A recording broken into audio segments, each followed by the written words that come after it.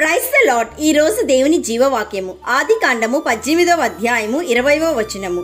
సొదొమ గొమొరాలను గూర్చిన మొర గొప్పది. Genesis chapter 18 verse 20.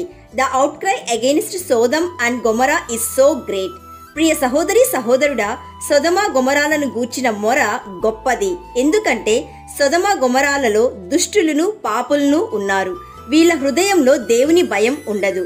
వీరు దేవుని గూర్చి మాట్లాడరు. వీళ్ళ జీవితంలో పొందే ప్రతి ఆశీర్వాదం వాళ్ళ శక్తి వల్లే పొందాము అని అనుకుంటారు. ప్రియ దేవుని బిడ్డ, ఈరోజు లోకంలో కూడా యేసయ్యని నమ్మని ప్రజలు ఎంతో మంది ఉన్నారు. సృష్టికర్త గురించి చెప్పినా వినని ప్రజలు ఉన్నారు.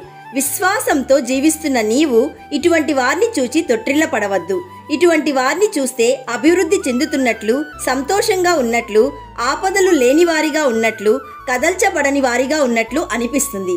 ప్రియ సహోదరి సహోదరుడా, లోతు తన కనులెత్తి చూడగా సొదొమ గొమొర యెహోవా తోట వలెను, ఐగుప్తు దేశము వలెను నీళ్లు పారు దేశమై ఉండెను.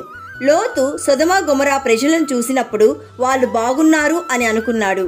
వాళ్ళు ఎలాంటి వారు, వాళ్ళ జీవితం ఎలా ఉంది, దేవుణ్ణి ప్రేమించే వాళ్ళ కాదా, దేవునితో నడుస్తున్న వాళ్ళ కాదా అని ఏమీ ఆలోచించకుండా సొదొమ గొమొర వైపు నడుచుకుంటూ వెళ్ళిపోయాడు.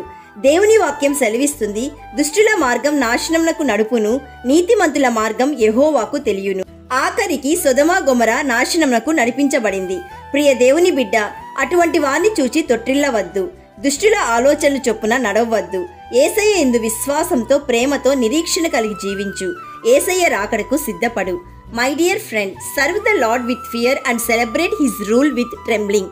ఈ వాక్యం నీ జీవితంకి గద్దింపుగా ఉండి నీ త్రోవను జాగ్రత్త పరుచుకోవాలని మేం ప్రార్థిస్తున్నాము. నమ్మిన వారందరూ ప్రార్థనలో ఏకీభవించండి. యేసయ్య, ఈరోజు మాకిచ్చిన జీవవాక్యంను బట్టి నిన్ను స్తుతిస్తున్నాము.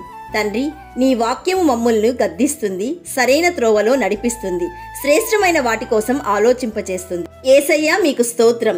ఈ రోజు జీవవాక్యం వింటున్న ప్రతి ఒక్కరిని, వారి కుటుంబాలని దుష్టుల నుండి, పాపుల నుండి రక్షించుమని రక్షకుడైన యేసయ్య నామంలో అడుగుచున్నాము తండ్రి. ఆమేన్. God bless you.